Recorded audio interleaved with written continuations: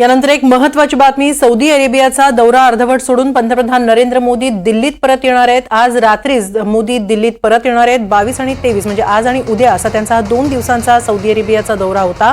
मात्र आज पहलगाममध्ये झालेल्या दहशतवादी हल्ल्यानंतर मोदी दौरा अर्धवट सोडून परतणार आहेत। दिल्लीमध्ये आज रात्रीच ते परत येणार आहेत।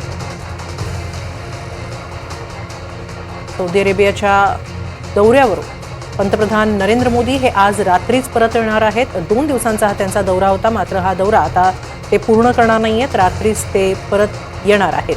पहलगाममध्ये पर्यटकांवर झालेल्या हल्ल्यानंतर आता पंतप्रधान नरेंद्र मोदी हे आपला दौरा सोडून परत येत आहेत।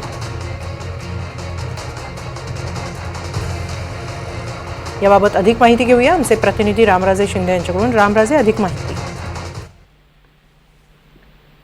बिलकुल, भारतावर हा मोठा हल्ला झालेला आहे आणि त्यामुळे सौदी अरेबियाचा दौरा आटोपला जाणार आहे।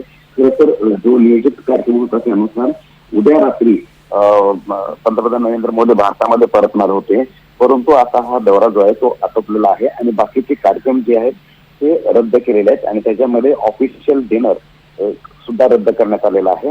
आणि पहाटे 5 वाजेपर्यंत दिल्लीमध्ये म्हणजे भारतामध्ये परत पंतप्रधान नरेंद्र मोदी येणार आहेत आणि आल्याबरोबर बैठकांचा सिलसिला जो आहे तो सुरू होणार आहे।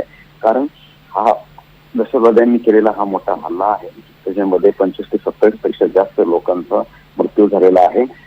तिकडे डोनाल्ड ट्रम्प अमेरिकेचे राष्ट्राध्यक्ष त्यांनी सुद्धा या गोष्टीची कडक निषेध केलेला आहे आणि त्यानंतर पंतप्रधान मोदी यांनी हा अचानक दौरा रद्द करून पुन्हा भारतात येणं म्हणजे की इथून पुढे भारताची रणनीती कशी असणार आहे आणि त्याचबरोबर संपूर्ण देशभरामध्ये दिल्लीसह इतर शहरामध्ये सुद्धा अलर्ट जो आहे तो करण्यात आलेला आहे।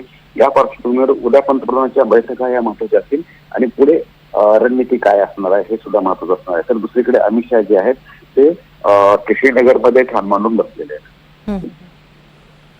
धन्यवाद राम, आपण दिलेल्या या सविस्तर माहितीबद्दल।